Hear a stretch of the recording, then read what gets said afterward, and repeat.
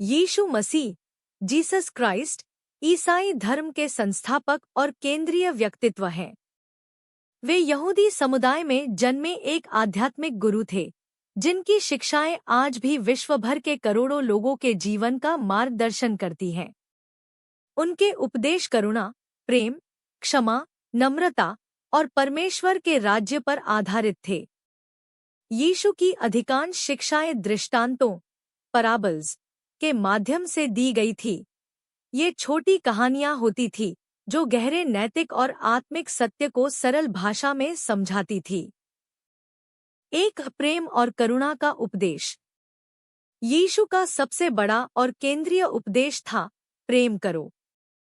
उन्होंने कहा, तू प्रभु अपने परमेश्वर से अपने सारे मन, सारी आत्मा और सारी बुद्धि से प्रेम रख। यह पहला और बड़ा आज्ञा है। और दूसरी, इससे मिलती जुलती यह है, तू अपने पड़ोसी से अपने समान प्रेम रख। मत्ती 22:37-39। यीशु ने प्रेम को केवल भावनात्मक नहीं, बल्कि क्रियात्मक बताया। उन्होंने सिखाया कि अपने शत्रुओं से भी प्रेम करना चाहिए। उदाहरण के लिए, मैं तुमसे कहता हूँ, अपने शत्रुओं से प्रेम रखो और जो तुम्हें सताते हैं, उनके लिए प्रार्थना करो। मत्ती 5:44। यह शिक्षा उस समय के लोगों के लिए अत्यंत क्रांतिकारी थी, क्योंकि यह प्रतिशोध के सामान्य विचार के विपरीत थी। 2 क्षमा और दया का महत्व। यीशु ने बार बार क्षमा के महत्व को बताया। उनका मानना था कि जैसे परमेश्वर मनुष्य को क्षमा करता है, वैसे ही मनुष्य को भी दूसरों को क्षमा करना चाहिए। उन्होंने एक दृष्टांत सुनाया जिसमें एक सेवक, जिसने अपने मालिक से भारी कर्ज माफ करवाया था, खुद अपने एक छोटे देनदार को क्षमा नहीं करता। इस दृष्टांत से यीशु ने यह सिखाया कि यदि तुम लोगों के अपराध क्षमा करोगे, तो तुम्हारा स्वर्गीय पिता भी तुम्हें क्षमा करेगा। मत्ती 6:14। यीशु ने यह भी कहा कि क्षमा केवल एक बार नहीं, बल्कि बार बार करनी चाहिए। मैं तुझसे यह नहीं कहता कि 7 बार, बल्कि 70 बार 7 बार क्षमा कर। मत्ती 18:22। 3 नम्रता और सेवा का संदेश। यीशु ने खुद को सेवक के रूप में प्रस्तुत किया, न कि राजा के रूप में। उन्होंने अपने शिष्यों के पैर धोकर यह दर्शाया कि सच्चा नेता वही है जो सेवा करता है। जो तुम में बड़ा होना चाहे, वह तुम्हारा सेवक बने। मत्ती 20:26। उनकी यह शिक्षा आज के समय में भी नेतृत्व और संगठन में विनम्रता के महत्व को दर्शाती है। 4 सच्चाई और पाखंड का विरोध। यीशु ने धार्मिक नेताओं, खासकर फरीसियों और सदूकियों की आलोचना की, जो बाहरी धार्मिकता दिखाते थे लेकिन भीतर से दंभ और पाप से भरे थे। तुम शास्त्रियों और फरीसियों, कपटी लोगों पर हाय, क्योंकि तुम प्याले और थाली को ऊपर से तो साफ करते हो, परंतु भीतर से लूट और लालच से भरे हो। मत्ती 23:25। वे आंतरिक शुद्धता को बाहरी कर्मकांड से अधिक महत्वपूर्ण मानते थे। उन्होंने यह भी कहा, धन्य है वे जिनका हृदय शुद्ध है, क्योंकि वे परमेश्वर को देखेंगे। मत्ती 5:8। 5 स्वर्ग का राज्य, किंगडम ऑफ गॉड। यीशु का मुख्य उपदेश था परमेश्वर का राज्य, किंगडम ऑफ गॉड। उन्होंने कहा कि यह कोई भौतिक राज्य नहीं, बल्कि एक आत्मिक और नैतिक राज्य है जो प्रत्येक व्यक्ति के हृदय में स्थापित होता है। परमेश्वर का राज्य तुम्हारे भीतर है। लूका 17:21। उन्होंने स्वर्ग के राज्य की तुलना विभिन्न दृष्टांतों से की। सरसों के बीज जो छोटा होता है लेकिन बड़ा वृक्ष बन जाता है। खमीर जो आटे में मिलकर सारा आटा खमीरित कर देता है। अनमोल मोती जिसके लिए व्यक्ति सब कुछ छोड़ देता है। इन दृष्टांतों से उन्होंने बताया कि परमेश्वर का राज्य धीरे धीरे लेकिन स्थायी रूप से बढ़ता है। 6 दृष्टांतों के माध्यम से उपदेश। यीशु ने अपने उपदेशों को दृष्टांतों के माध्यम से सरलता से लोगों तक पहुंचाया। कुछ प्रमुख दृष्टांत इस प्रकार हैं। खोई हुई भेड़ का दृष्टांत, लूका 15:1-7।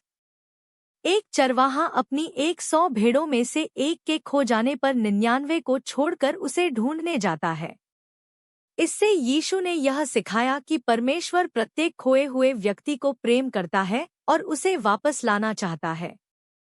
दयालु सामरी, लूका 10:25-37। इस दृष्टांत में एक सामरी व्यक्ति एक घायल यहूदी की सहायता करता है, जबकि अन्य धार्मिक लोग उसे अनदेखा कर देते हैं। इससे यह शिक्षा मिलती है कि हमारा पड़ोसी वही है जो करुणा और मदद करता है, चाहे वह किसी भी जाति या धर्म का हो। बिखराने वाले बीज, मत्ती 13:1-23। इसमें बीज को विभिन्न प्रकार की भूमि पर गिरते हुए दिखाया गया है। इससे यह सिखाया गया कि परमेश्वर का वचन सबको मिलता है, लेकिन केवल वे ही फल लाते हैं जो सच्चे हृदय से उसे ग्रहण करते हैं। 7 नम्रता में महानता। यीशु ने बार बार यह सिखाया कि परमेश्वर की दृष्टि में महान वही है जो स्वयं को छोटा समझता है। जो अपने को ऊंचा करेगा वह नीचा किया जाएगा, और जो अपने को नीचा करेगा वही ऊंचा किया जाएगा। मत्ती 23:12। 7 नम्रता में महानता। यीशु ने बार बार यह सिखाया कि परमेश्वर की दृष्टि में महान वही है जो स्वयं को छोटा समझता है।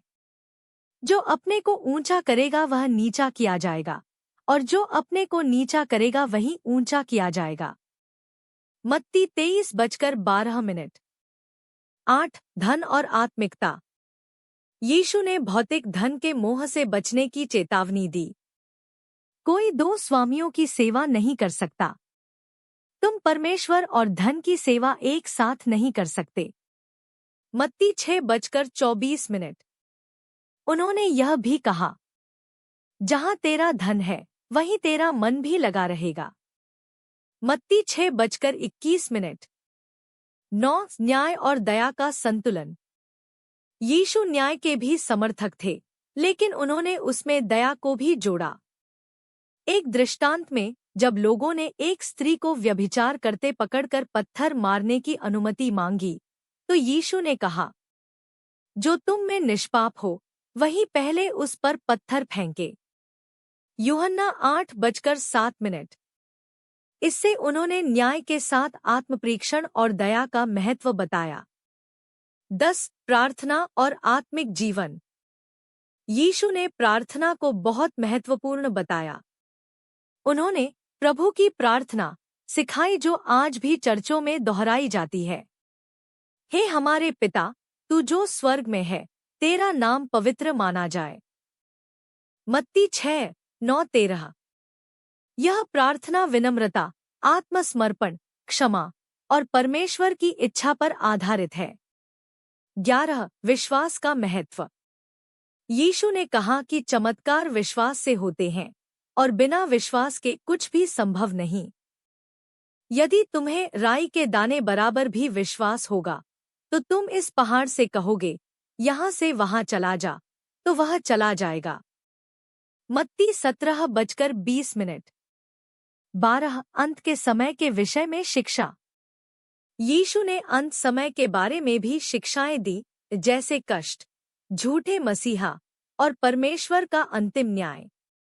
उन्होंने अपने अनुयायियों को सतर्क और जागरूक रहने को कहा। इसलिए तुम भी तैयार रहो, क्योंकि जिस घड़ी तुम सोचते नहीं, उसी घड़ी मनुष्य का पुत्र आएगा। मत्ती 24:44। निष्कर्ष। यीशु के उपदेश आज भी मानवता को प्रेम, क्षमा, विनम्रता, सेवा और आत्मिक जागरूकता का मार्ग दिखाते हैं। उनके जीवन और वचनों में वह शक्ति है जो मनुष्य को बदल सकती है। उन्होंने समाज में व्याप्त भेदभाव, पाखंड और आत्मकेंद्रिता का विरोध किया और एक ऐसे जीवन का मार्ग दिखाया जो परमेश्वर के निकट ले जाता है। उनकी शिक्षाएं आज के आधुनिक युग में भी उतनी ही प्रासंगिक हैं, जितनी 2000 वर्ष पहले थी। जब हम उनके उपदेशों को अपने जीवन में अपनाते हैं, तब हम न केवल स्वयं में परिवर्तन लाते हैं, बल्कि संसार में भी एक सकारात्मक बदलाव ला सकते हैं।